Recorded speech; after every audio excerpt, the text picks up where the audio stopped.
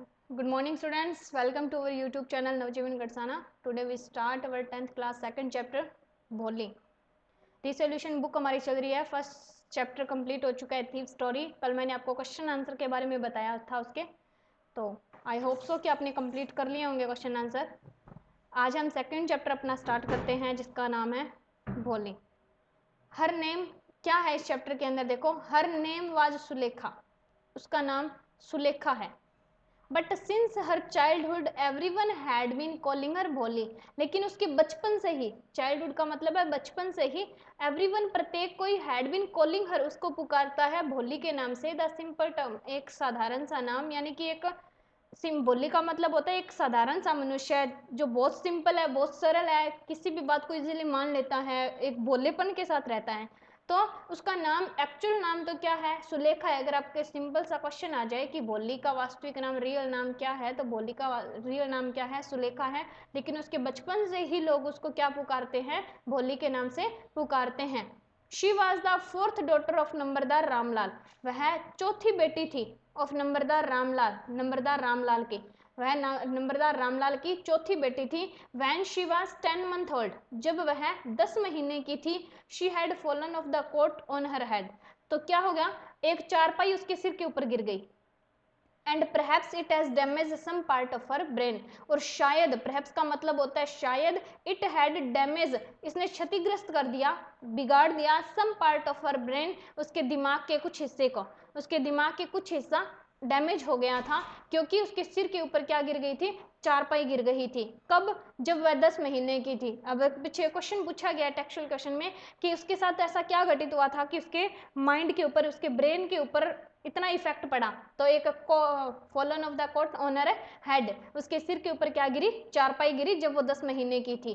That was why she remain a backward child. यही कारण था कि वो क्या बन गई? एक पिछड़ा हुआ बच्चा बन गई, एक बैकवर्ड चाइल्ड बन गई. And came to be known as Bholi. और लोग उसे किसके नाम से पुकारने लगे? भोली के नाम से पुकारने लगे. द सिंपलटन भोली. यहाँ पर आ गया आंसर आपका कि लोग उसे भोली क्यों पुकारते थे, क्यों पुकारते थे. और क्योंकि जब वो 10 महीने की थी तो उसके सिर के ऊपर एक चारपाई गिर गई जिसकी वजह से उसके ब्रेन का कुछ पार्ट डैमेज हो गया था. दैट वाज वाई, यही कारण था. She remain a backward child, कि वो एक पिछड़ा हुआ बच्चा बन चुकी थी. And came to be known as Bholi, और लोग उसे भोली के नाम से पुकारते थे. The simpleton. एट बर्थ, उसके जन्म के समय, the child was very fair and pretty. वो बच्चा बहुत खुश था, बहुत ही अच्छा था, बहुत ही प्यारा था. But when she was 2 years old, लेकिन जब वो 2 साल की हुई, she had an attack of small pox.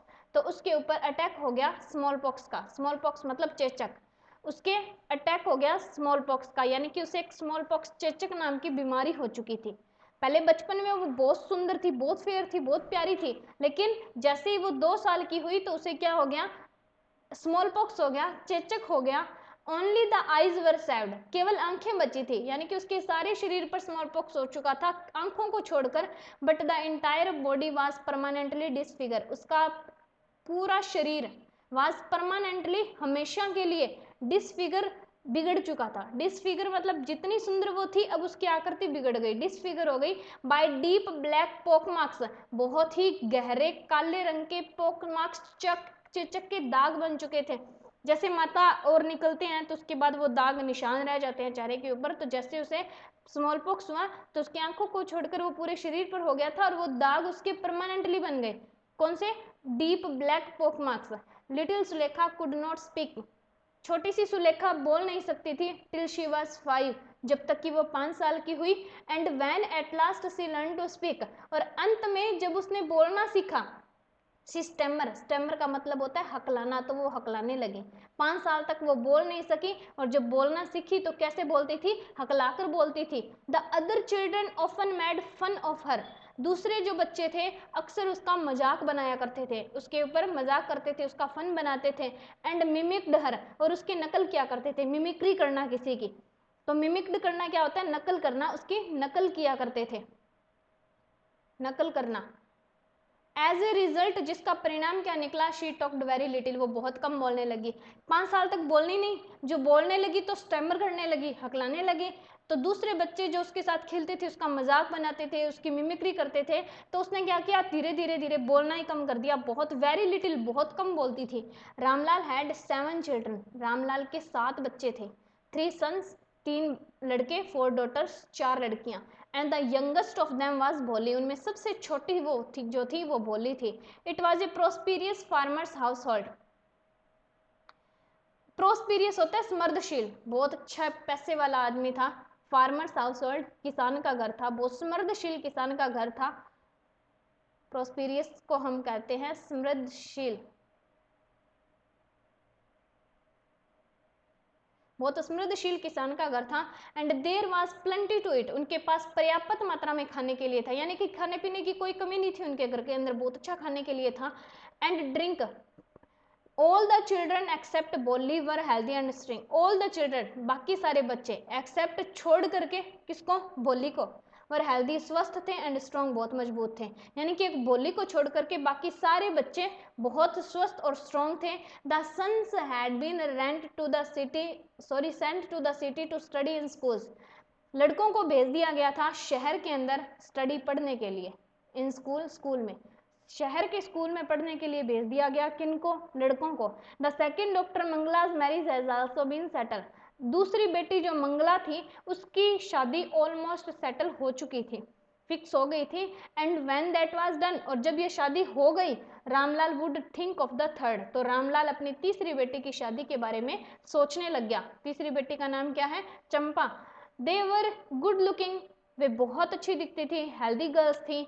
And it was not difficult to find bridegroom for them, तो उनके लिए दूल्हा ढूंढना कोई मुश्किल काम नहीं था।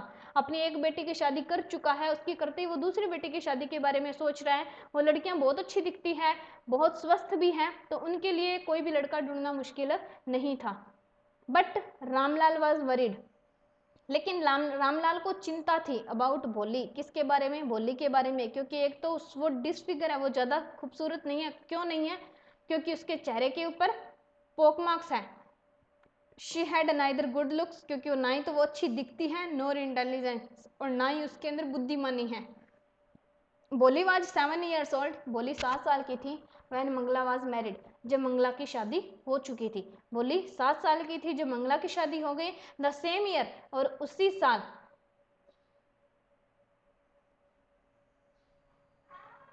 The same year A primary school for girls was open in the village, उसी साल एक प्राइमरी स्कूल, एक प्राथमिक विद्यालय फॉर गर्ल्स, लड़कियों के लिए खोला गया इन देयर विलेज, गांव के अंदर।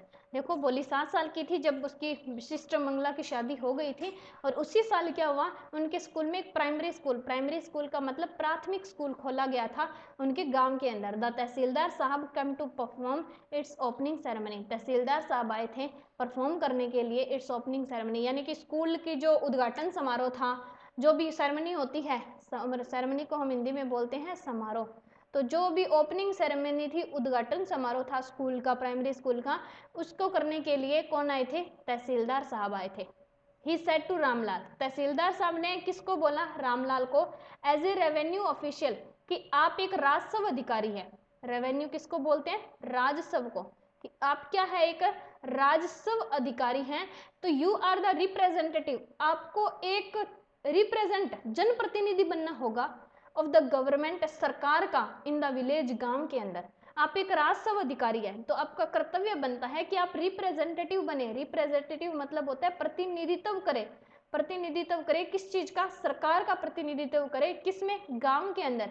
And so you must set an example, तो आपको क्या करना है, एक एग्जाम्पल सेट करना है गांव के अंदर, आपको एक उदाहरण बनना है, यानी कि कोई भी लोग दूसरे काम करे तो आपका एग्जाम्पल दे कि मिस्टर रामलाल ने ये काम किया था, तो आप एक उदाहरण पेश करो फॉर द विलेजर्स, गांव वालों के लिए। You must send your daughter to school, आप अपनी बेटी को कहाँ भेजो, स्कूल में भेजो। तो तहसीलदार साहब ने रामलाल से क्या बोल दिया कि आप राजस्व अधिकारी हैं, तो सरकार की तरफ से आपकी जिम्मेदारी बनती है कि आप गांव में अपना एक उदाहरण पेश करो, और उसके लिए आपको क्या करना होगा, अपनी बेटी को स्कूल में भेजना होगा। The night when Ramlal consulted to his wife, वह रात जब रामलाल कंसल्ट करता है, विचार करता है हिज वाइफ, अपनी पत्नी के साथ, शी क्राइड, तो उसकी वाइफ चिल्लाती है, आर यू क्रेजी, क्या तुम पागल हो गए हो। क्रेजी का मतलब क्या है, पागल होना, कि क्या तुम पागल हो गए हो। If girls go to school, यदि लड़कियां स्कूल जाएंगी, हु विल मैरी देम, तो उनसे शादी कौन करेगा। थॉट है इनकी ऐसी कि अगर लड़कियां स्कूल जाएगी, if girls go to school who will marry them, अगर लड़कियां स्कूल जाएगी तो उनसे शादी कौन करेगा। But Ramlal had not the courage to disobey the tehsildar, लेकिन रामलाल के अंदर साहस नहीं था टू डिसओबे, कि वो अवज्ञा कर सके। क्या कर सके, अवज्ञा। अवज्ञा को हम क्या बोलते हैं कि सामने वाले इंसान की बात नहीं मानना, उनकी आज्ञा का पालन नहीं करना। रामलाल में इतना साहस नहीं था कि वो तहसीलदार की बात का अवहेलना कर दे या उसकी बात ना माने। At last his wife said, तो अंत में उसकी वाइफ ने उसे क्या सुझाव दिया, I will tell you what you to do, मैं तुम्हें बताती हूँ कि तुम्हें क्या करना चाहिए। सेंड बोली टू स्कूल, बोली को स्कूल भेज दो। As it is there is a little chance of getting married, क्योंकि उसके बहुत ही कम चांस है गेटिंग मैरिड, शादी होने के।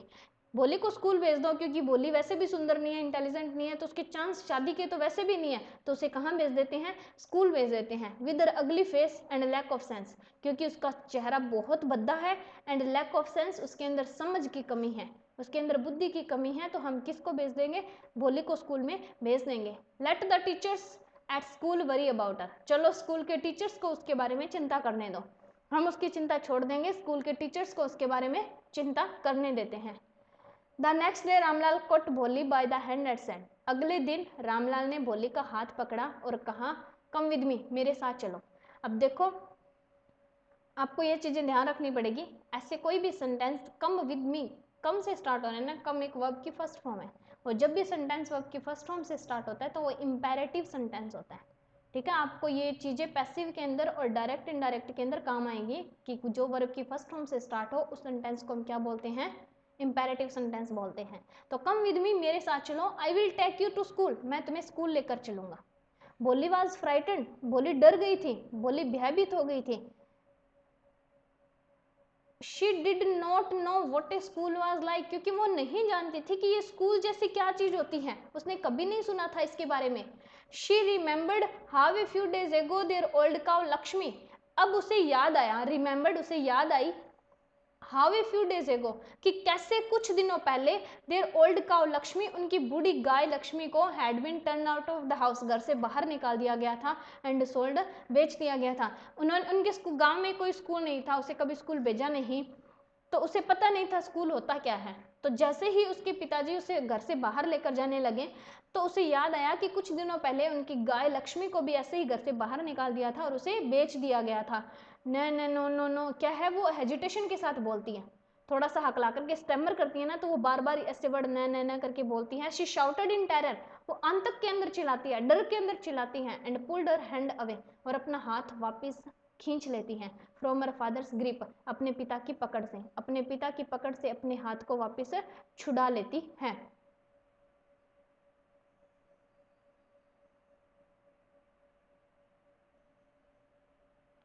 What is the matter with you, you fool, shouted Ramlal, तो रामलाल चिल्लाया कि क्या बात है तुम्हारे साथ, तुम मूर्ख लड़की हो। I am only taking you to school, मैं केवल तुम्हें स्कूल लेकर जा रहा हूँ। I am only taking you to school, मैं कहाँ लेकर जा रहा हूँ तुम्हें, केवल स्कूल लेकर जा रहा हूँ।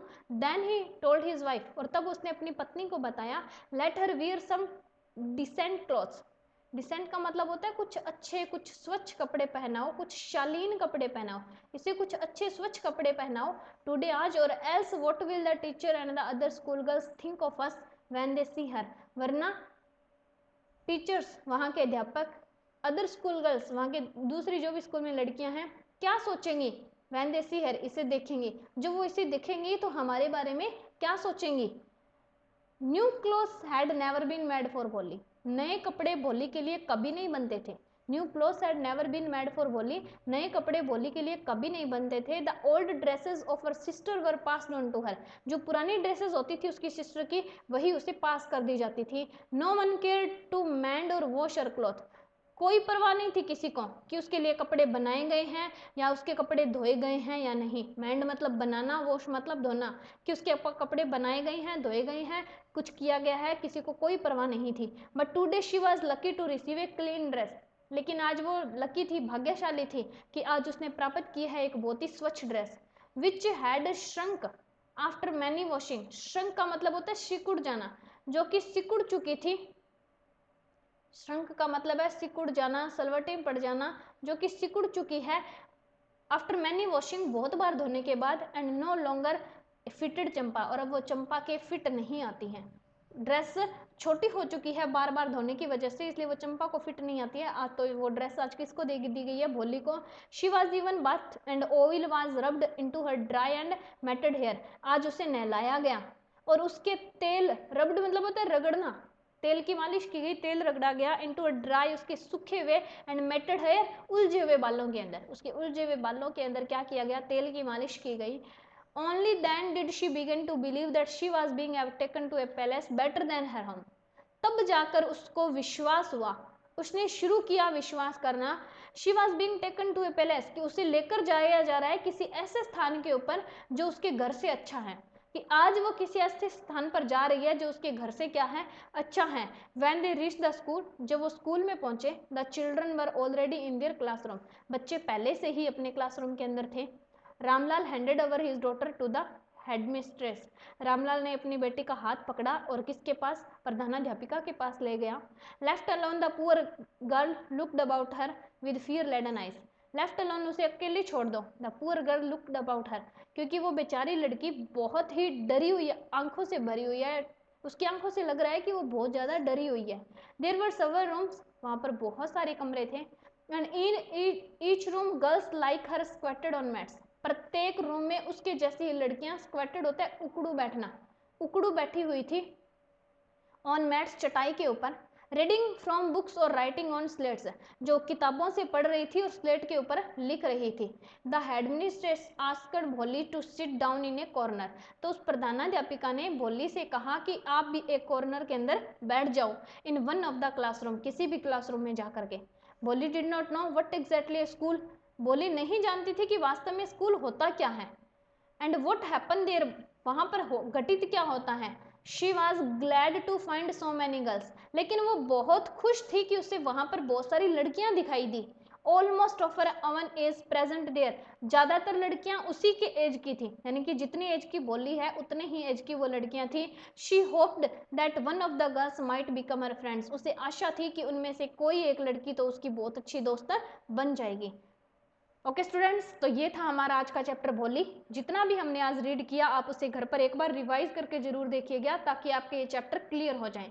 और इतने चैप्टर में से जो भी क्वेश्चन आंसर आए वो आप कंप्लीट करो, और फर्स्ट चैप्टर जो कंप्लीट हो गया है उसके क्वेश्चन आंसर कंप्लीट करके आप उसके आंसर व्हाट्सएप ग्रुप जो बना हुआ है उसके अंदर सेंड कर दीजिए, ताकि चेक कर सकें कि आपका वर्क कंप्लीट हुआ या नहीं हुआ। और जो चीज़ नहीं समझ में आए आप उसे मैं मैसेज के थ्रू कोई भी क्वेश्चन पुट कर सकते हैं, तो बाकी हम करेंगे अपने नेक्स्ट वीडियो के अंदर। Thank you.